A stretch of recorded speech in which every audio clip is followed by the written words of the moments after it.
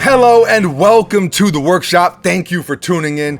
Got a pair of sneakers today that I've really wanted to get my hands on personally. Tried to get them when they initially released and struck out, sadly. Unfortunately, I know, traumatizing. If you follow me on Instagram at Mr. Former Simpson, then you already know how I feel about these. It's another one of those sneakers that people, they're either gonna hate them or love them. We will break them out, un momento, we will break them out and we'll see what side of the fence you're on.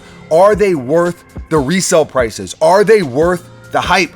We're gonna find out, but before we jump into the sneakers, I wanna let you know about our latest uncivilized creation, the Uncivilized Ghost Rider bleached hoodie. Everyone was hand bleached down here at the workshop. They will be available to purchase in very limited quantities this Friday, Black Friday, which is November 29th, 12 p.m. Eastern Time, MrFormerSimpson.com. Sizes small to 3XL. Yes, we do ship internationally. So that is the Uncivilized Black Friday release. And with that said, let's jump into the sneakers. 3, 2, 1, bang, bang. The Nike Air Force One Travis Scott Cactus Jack.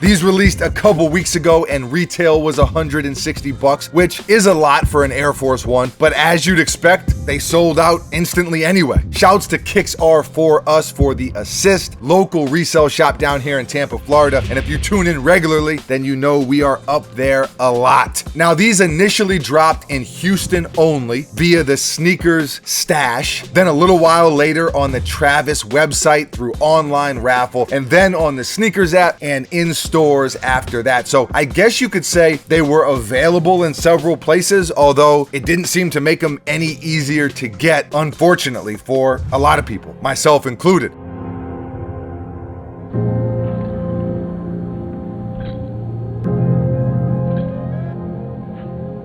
Like I said, I was not able to get them initially. Detail-wise, the shoe is just crazy though. It really is. I mean, the materials alone make these awesome in my opinion. Super soft leather. I mean, super soft. Long-haired suede around the toe. Duck canvas swoosh. One is tan, the other is camo. I love that. Almost a burlap type material on the sides with some Cactus Jack branding. Corduroy as well. If you know me, you know I love corduroy, by the way. Wool on the heel, Nike Air embroidered in, as you can see. The only thing I don't like on the entire sneaker is this lace shroud with the zipper. This will be gone immediately when I actually wear them. And underneath you can see even more exquisite materials and details. The tongue is a flannel, Air Force One patch front and center, and around the eyelets it's more of that long-haired suede, super mini swoosh embroidered in, button straps on the back. MC for Missouri City, where he grew up. TX for Texas, obviously, the state that he's from. Mint stitching, another really cool detail. Subtle, but I love the way that looks. Cream midsole, classic Air on the side. And one of my favorite things in the history of sneakers, the gum bottoms. And I love how it's a light gum too, just so fire. These are incredible to me. Like I said, the only change I'm going to make is just taking this lace shroud off the top. I respect it, but it just doesn't really go with my feng shui. These are one of my favorite sneakers of the year, point blank period. They'll probably be in my top 3, to be honest. I think they are that dope. Buckets, what do you give them? You're not as high on them as I am. It's like a 7.5 probably. All right, so Buckets likes them, doesn't love them. I think they're a 10 out of 10. The fact that it's an Air Force One, the fact that there are so many materials I love, and the whole theme of the shoe, well, it's really paying homage to where he's from, which I always respect, but it's as rugged as it gets. All work materials, hard-nosed, tough, durable, working class people. I feel like that's what these sneakers symbolize, and that's the type of family that I come from. And when it comes to things like that, I'm just always gonna feel that. So in my humble opinion, yes, these are most definitely worth the hype. Yes, they are most definitely worth the resale prices. Of course, those are both very relative things, and I already know there are people who hate the sneakers. Of course, several people hit me up on Instagram already and said exactly that, but to each their own. Obviously, a lot of people do and will love them as well, myself included. What are your thoughts on them now? Love them? Hate them? Which side of the fence are you on? What are your thoughts on these Travis Scott collabs in general? I think he's killing it, but let us know what you think. What are your thoughts on the Air Force One, and which sneaker would you like to see Travis collaborate on next?